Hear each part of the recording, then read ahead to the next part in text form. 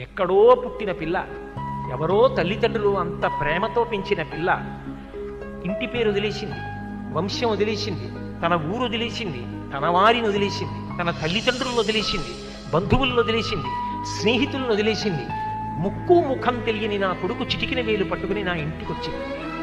తాను మరణ సదృశమైన వేదన పొంది ప్రసవాన్ని పొందింది. నేను తాతనయ్యానని తాను పొంగిపోతాను. నా వంశాన్ని నిలబెట్టింది. మా మామగారు బాగుండాలని కోరుకుంది, మా అత్తగారు బాగుండాలని కోరుకుంది. తాను నోము చేస్తే, వ్రతం చేస్తే నా భర్త దీర్ఘాయుష్మంతుడు కావాలని అడిగింది. నిద్ర లేచి మంగళసూత్రం కళ్ళకద్దుకుంటే మా ఆయన బాగుండాలని కోరుకుంది.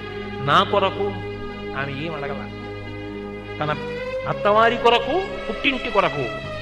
ఆ పిచ్చి తల్లి ఎక్కడో పుట్టిన పిల్ల నా ఇంటికొచ్చి ఇన్ని చేసిందే, ఆ పిల్లకి నాకు ఎక్కువ, నా కొడుకు ఎక్కువ అంటే ఆ పిల్లే నాకు ఎక్కువ, నా కోడలే ఎక్కువ. అందుకే నా తండ్రి నీకు మామ, నా అన్న నీకు బావ, తండ్రితో సమానం. నా తమ్ముడు నీకు మరిది.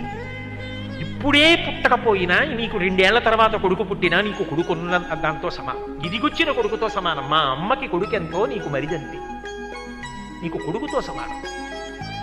ఇప్పుడు ఆయనకి చెందినవన్నీ ఆమెకు చెందినవి అయిపోతున్నాయి.